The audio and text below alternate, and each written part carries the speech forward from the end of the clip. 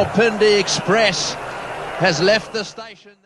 अस्सलाम वालेकुम, welcome to chef's YouTube channel. और आपने मैच देखा है हिंदुस्तान बा मुकाबला ऑस्ट्रेलिया। आप लोगों से मैंने पूछा था कि हिंदुस्तान ने क्या गलत किया 3 वनडेज़ में, और इतने सारे सवाल आ गए, इतना दत्था बन गया कागज़ों का। अब मैं किस किस के नाम पढ़ूं, और बस जो 5-6 नाम मुझे याद है मैं उनके लिए कर सकता हूं। प्रशांत है दिल्ली से पूछ रहे थे यार कि यादव को होना चाहिए था मिडिल ऑर्डर पे, और ईशान का पूछा है बॉम्बे से, विक्रांत ने पूछा है बॉम्बे से, अली हैं मेरे ख्याल में वो दिल्ली से हैं, उन्होंने पूछा था कि ईशान को ही होना चाहिए, विकेटकीपर बैट्समैन पूरा होना चाहिए था और वो खिलाना चाहिए था। मिडिल ऑर्डर वीक लग रहा था। ये हार्दिक पांड्या की जॉब नहीं है, ना ही उनकी है, जडेजा की जॉब है कि जो मिडिल ऑर्डर में करके दें कि मिडिल ऑर्डर को आपको तगड़े बैट्समैन चाहिए ताकि इनकी जॉब आसान हो, हार्दिक पांड्या और जडेजा की। बट ये बहुत सारे लोगों ये बात कहना, बहुत सारे हिंदुस्तानी और पाकिस्तान में से और पूरी दुनिया में से ये लोग ये कह रहे थे कि हिंदुस्तान ने थोड़ी ज़्यादती ये की कि हिंदुस्तान को ये 3 वनडेज़ जीत जाने चाहिए थे, क्योंकि और मेरे ख्याल में रमेश भाई ने वहाँ से पूछा है बेंगलोर से, वो ये कह रहे थे कि अगर ये T20 पहले होते और जिस मोमेंटम से हिंदुस्तान खेलता हुआ आ रहा है, T20 IPL से होता हुआ अगर T20 पहले खेल जाता, अगर ऑस्ट्रेलिया में होते तो हिंदुस्तान उसी फ्लो में चलता हुआ इनको फेंटा लगा सकता था ऑस्ट्रेलिया को, जहाँ पे मुझे लगता है कि हिंदुस्तान, जो रमेश भाई कह रहे हैं कि जहाँ पे हिंदुस्तान को बड़ा फ़ायदा होता और वो बड़े मोमेंटम के साथ आगे चलते, लेकिन अनफॉर्चुनेटली वो पहले वनडेज़ आए, और वनडेज़ में बैटिंग में अगर हिंदुस्तान पहले बैटिंग करता, ये भी कह रहे थे। मेरे ख्याल में अहमद भाई हैं यहाँ से, मेरे ख्याल वो भी दिल्ली से ही हैं, जो कह रहे थे कि अगर हिंदुस्तान पहले बैटिंग करता तो मुझे उनको नहीं लगता था कि ये ऑस्ट्रेलिया ये चीज़ चेज़ कर पाती या टोटल चेज़ कर पाते, या 300 भी चेज़ नहीं कर पाते, और जैसे 275 या 300 चेज़ ना कर पाते। But thank you guys, thank you very much for your feedback, because बहुत सारे लोगों ने ये भी कहा कि विराट कोहली को कप्तान नहीं चेंज होना चाहिए, और बहुत सारे लोगों ने ये भी कहा है कि रोहित शर्मा को T20 का और ODI का कप्तान होना चाहिए। बट इट्स अर्ली टू से। माई टेक इज़ कि विराट कोहली को चेंज करना बड़ी गलती होगी, बेवकूफ़ी भी होगी at the same time, because is the guy जो जेलिन करता है, यंगस्टर को चांस देता है, चाहता ये है कि वो कि टीम खड़ी हो, नए लड़के बने, ब्रांड बने, उनको अपॉर्चुनिटीज़ देता है, और फिर उनसे ये डिमांड करता है यार अपनी जगह को सीमेंट करो, और make sure that you when you go out there that you play at your best of your abilities, at the same time cement your place in the India team, because 100 and मेरे ख्याल 1.4 billion का country होने जा रहा है, और उसमें से 140 लड़के ऐसे हैं जो दरवाजे के बाहर खड़े हुए हिंदुस्तान के, जो खेलना चाहते हैं, और उसमें से भी 40 लड़के सेलेक्ट होके और 20 में फिर छांटी होके 20 रह जाते हैं, तो बहुत बड़ी अपॉर्चुनिटी होती है किसी भी लड़कों के लिए। बट अगेन खुशी इस चीज़ की हुई कि Virat Kohli is giving a chance to youngster. आज हिंदुस्तान ने फेंटा लगाया ऑस्ट्रेलिया को, और मुझे लगता है कि मेरी ओपिनियन के मुताबिक कि हिंदुस्तान ने ज़्यादती की वनडेज़ में, क्योंकि थोड़ी सी मैच्योरिटी दिखाते, थोड़ा सा सेटल होते और थोड़ा सा बेहतर खेलने की कोशिश करते, तो मेरे ख्याल में ये वनडे भी पकड़ सकते थे। बैटिंग में बड़ी ज़्यादा जल्दी दिखा दी, शायद ही IPL का एक शायद फ्लो था जिसमें आके वो खेलते गए, उस पर मारते गए, और हालांकि 4 में 50, 5 में 50 तो रन लगा ही रहे थे, 20 में 160 भी किया हुआ एक वनडे में, और मेरे ख्याल में 20 में 150 भी हुआ था। तो मेरे ख्याल में कोई ऐसी बात तो थी नहीं कि ये बात कहना गलत है कि हिंदुस्तान के पास ऐसी फोर्स नहीं कि जो वो मैच जी सकती थी, और ये भी कहना गलत नहीं हो सकता था कि बड़ा कांटे का मैच होता जो हिंदुस्तान ने मेरे ख्याल में ज़्यादती की है वनडे सीरीज़ हार के। But again now they are finally back, और हैप्पी हंटिंग ग्राउंड कह सकते हैं। I mean a good hunting place for Hindustan is Canberra, और वहाँ पे लास्ट वनडे जीते हैं, और जडेजा ने और राहुल ने बहुत ही ज़बरदस्त बारी की, सॉरी हार्दिक पांड्या ने बहुत अच्छी बारी की, हार्दिक ने 88 किया, फिर जडेजा ने नीचे से खड़े होके 300 रन बनवाए, 63 किया था उन्होंने। फिर अगेन वो वनडे के बाद अगेन मेरे ख्याल में उनको निकल आया हैमस्ट्रिंग में सर जडेजा साहब का, आज भी उन्होंने रन्स किए, और KL राहुल ने रन्स किए आज अगेन, चिप इन किया। लेकिन जो मुझे सबसे ज़्यादा खुशी हुई, यंगस्टर्स को देखकर मुझे बड़ी खुशी होती है जब सीनियर प्लेयर्स चिप इन कर रहे होते हैं, मौका दे रहे होते हैं, और जब यंगस्टर्स फॉलो कर रहे होते हैं उनके फुटस्टेप को, और वो जब आके फेंटा फूंटा लगाते हैं। सच नटरांजन जो है, अगर मैं नाम सही ले रहा हूँ उनको, तो मुझे अगर नहीं ले रहा सही तो माफ़ कीजिए, नटराजन मेरे ख्याल कहते हैं उनका नाम है, और वो उन्होंने आके दिखाया स्किलफुल हैं।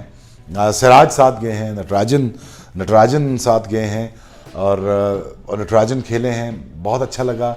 विकेटें ली उन्होंने आज और शो किया कि कैपेसिटी शो की कि वो T20 के बड़े अच्छे बॉलर हैं। बट अगेन थोड़ी फैंटी फूंटी पड़ेगी, फास्ट बॉलर को फैंटी फूंटी पड़ती है। जिगरे दिल गुर्दे वाला फास्ट बॉलर होता है तो वो फैंटी से डरता नहीं, फैंटी से सीखता है, फिर वो अप्लाई करता है, फिर जाके पड़ता है बैट्समैनों के लिए। तो नटराजन के लिए मुझे ये था कि यार मुझे बड़ी खुशी हुई कि अच्छी बॉलिंग की, एक लेंथ बॉल किया, जब छक्का पड़ गया उनको अगेन ये तो स्लोअर वन बॉल था, सोचना पड़ेगा। लेकिन चाहल इज़ द मैजिशियन अगेन। अगर आपने देखा होगा कि कैसी फील्डिंग सेट की उन्होंने, उसी फील्डिंग के साथ साथ उन्होंने बेहतरीन बॉलिंग भी की, और वहाँ पे बॉलिंग की जहाँ फील्डिंग खड़ी की हुई थी चाहल ने। और मुझे देख के ये भी खुशी हुई कि हिंदुस्तान का जो फ्लो था फील्डिंग का, एनर्जी देखी, टॉप पे नज़र आई, फील्डिंग टॉप पे नज़र आई। हार्दिक पांड्या कैच आपको नज़र आया होगा।